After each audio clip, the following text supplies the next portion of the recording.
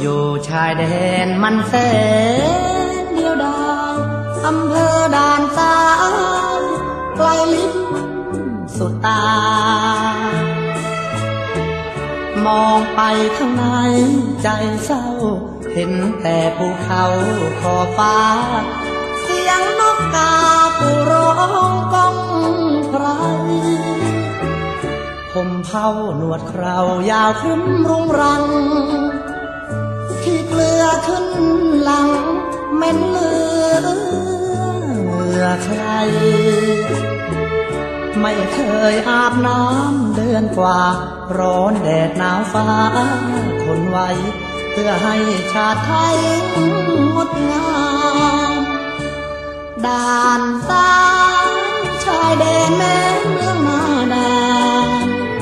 ตำรวจทหารพลีชีพป้องแดนสยามท่านกินไข่ดาวหมูแท่งผมกินข้าวแห้งแค่น้ำนั่งเวรอยู่ยามมันหนาวเสียงก้องลูกปืนแทนเสียงดนตรีดังมีพูดผีมาร้องเพลงยาวอยู่เห็นโคนไม้ใกล้สว่างหนาวหยดน้ำค้างใจหนาวอยากดมแก้มสาวสักที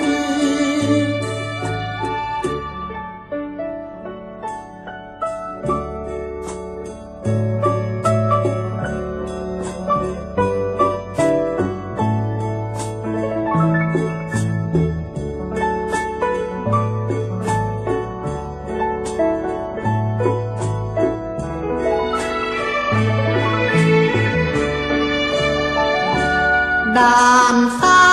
ยชายแดนแม่เมืองนาดานตำรวจทหาร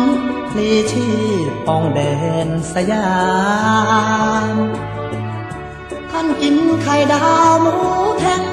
ผมกินข้าวแห้งแช่น้ำนั่งเวรอยู่ยามมันหนาวเสียงก้องลูกปืนแทนเสียงดนตรีดังมีพูดผีมาร้องเพลงยาวอยู่เวนโคนไม้ใกล้สว่างหนาวหยดน้ำค้างใจหนาว